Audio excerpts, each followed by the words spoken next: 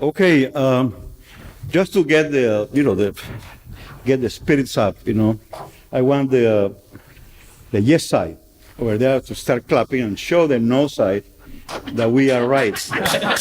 Okay, come on. Okay, good. Impact assessment for the last 50 years has been evolved, and I agree with the previous speaker, with the judge here, that yeah, it has evolved. We have made EIAs, impact assessment, we can convert it into a sharp tool.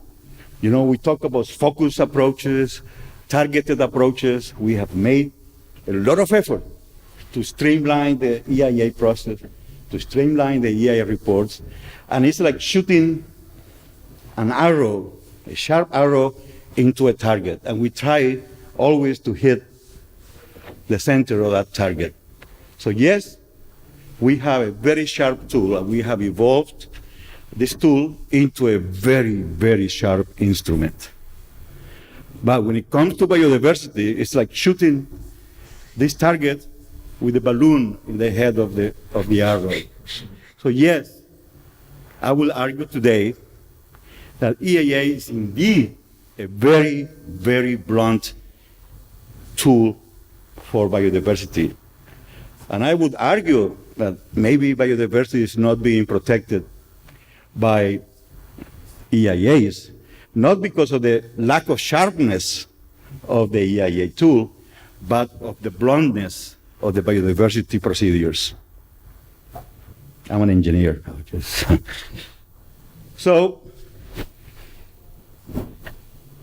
we need to grant the fact that we have, even if we have made the EIA process a sharp process and a sharp tool, we have made things a little bit complicated. We have come up with the lingo, very complex and convoluted lingo, and maybe IAIA has to be blamed for this. We have impact assessment, we have cumulative impact assessment, we have regional health impact assessment. We have made things very complex, and the lingo, but nevertheless, all these tools, all this lingo, have not taken away from the sharpness of the instrument. So, yes, it's a bit hard to navigate the EIA tool nowadays, but then comes the biodiversity studies, and they come with even a more complex lingo.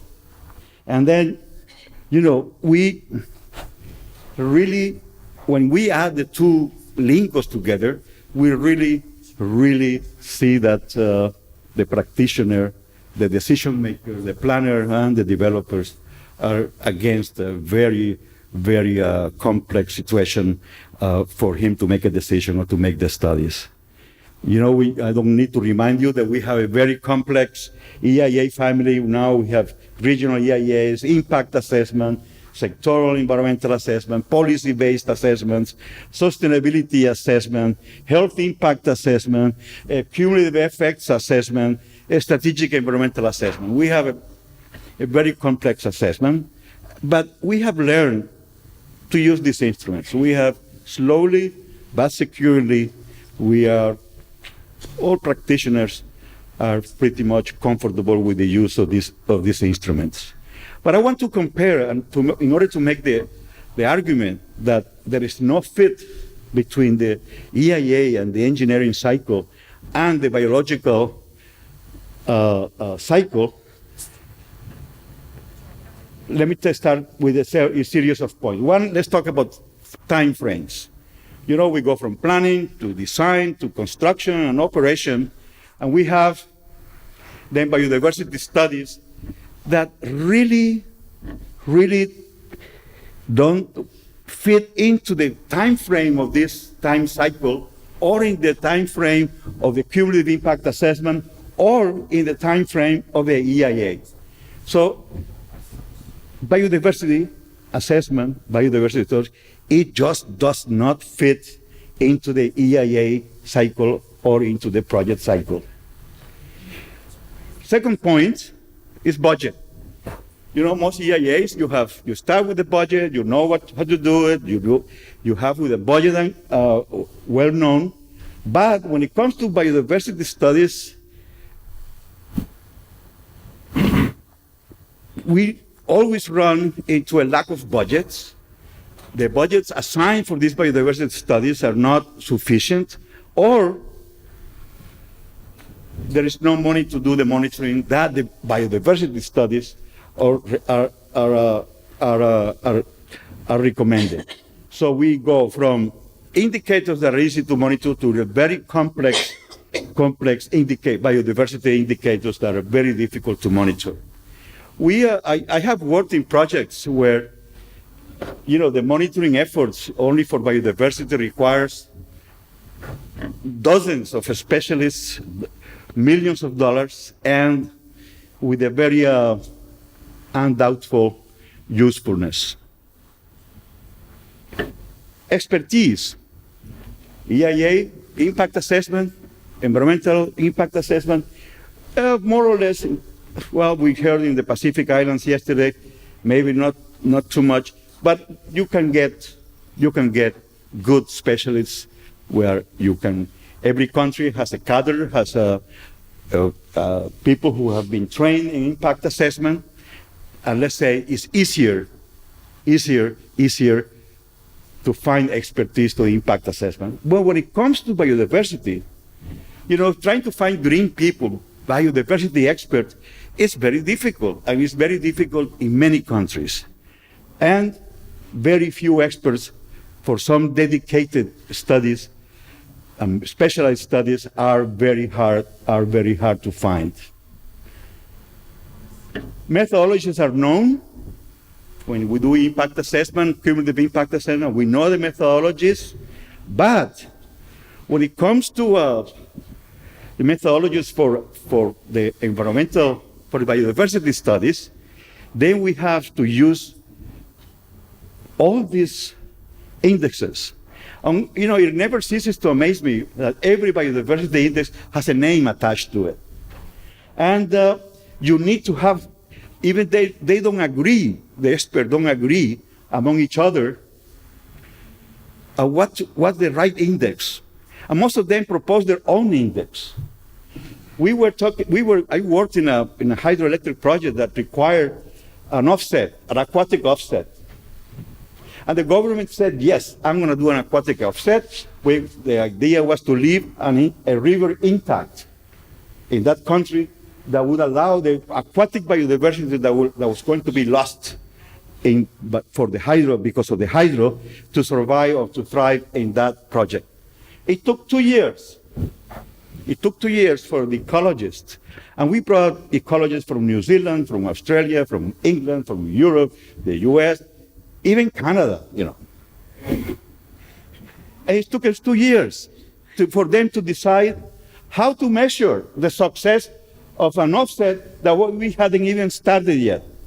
And the government said, look, I'm tired. I've been paying you guys for 2 years. I will not do any offset. Well, we convinced the government to do it, and that offset is finally going. But I think what's happening in the biodiversity field, especially when it comes to impact assessment, is that we have too much ego diversity and too little biodiversity between the experts.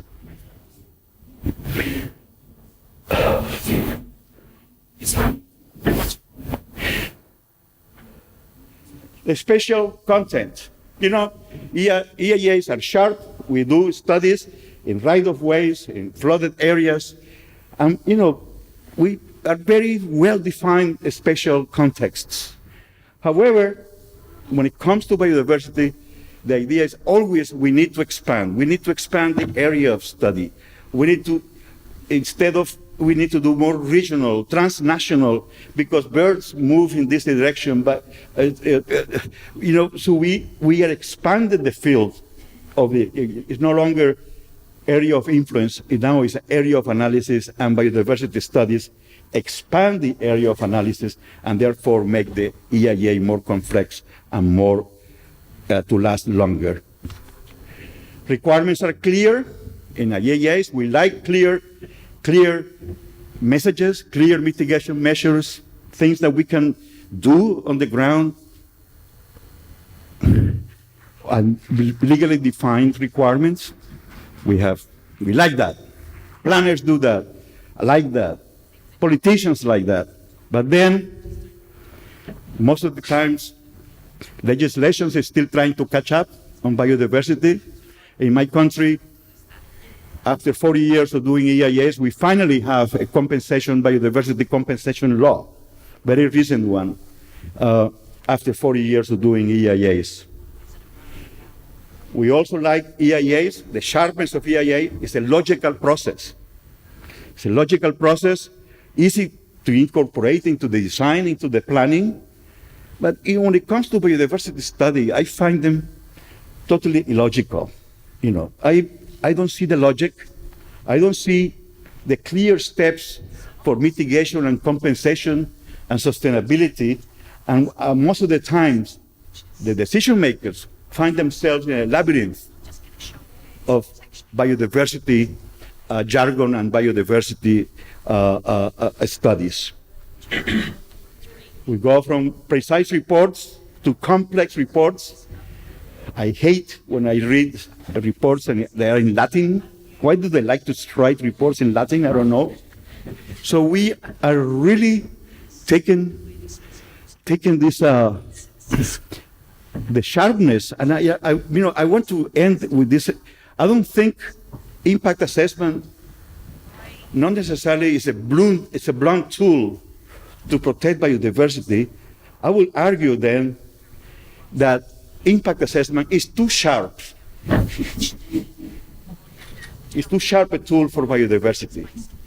So the point here is why we have not been able to translate the scientific studies. When we're doing impact assessment, we are not doing research. But when you hire ecologists and biologists to do a biodiversity study, it's like they are looking for a PhD thesis or they are doing an academic research. Why biodiversity has not been able to adapt itself into the impact assessment process, impact assessment tool, and change the methodologies, change the way biodiversity studies are done. So I will argue that, yes, it's not that impact assessment is a blunt tool for biodiversity, it's that maybe impact assessment is too sharp for biodiversity. Thank you.